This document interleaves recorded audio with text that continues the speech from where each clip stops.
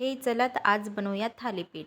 थालीपीठ बनवण्यासाठी 1 वाटी गव्हाचं पीठ, 1 वाटी बाजरीचं पीठ, 1 वाटी ज्वारीचं पीठ व 1 वाटी डाळीचं पीठ आणि मी थोडे 4 लसणाच्या कड्या, 3 मिरची, हिरवी मिरची व थोडं जिरे आणि ओवा घेतले आहे. त्यांना चांगलं कुटून घेतलं आहे.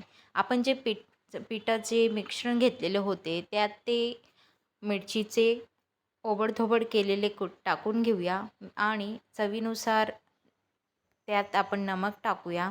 मी एक कांदा चिरून टाकलेला आहे बारीक व थालीपीठ अजून स्वादिष्ट व्हावं त्यासाठी मी एक बटाटा किसून टाकते. हे टाकून बघा खूप चविष्ट लागतं थालीपीठ.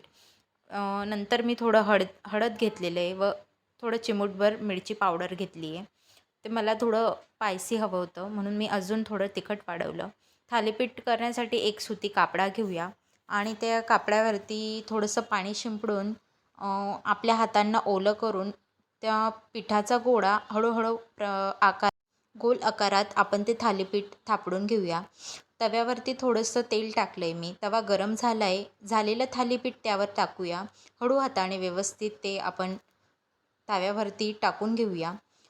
त्याला दोघी साईडने उलटून पुलटून तेलाने थोडंसं भाजून घेऊया.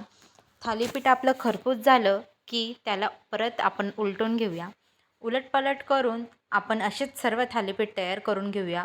मी ज्या साधारण अंदाजाने घेतलेले त्या प्रमाणात माझे 3 थालीपीठ तयार झालेले आहेत आणि हे माझ्या मुलीला खूप आवडतात.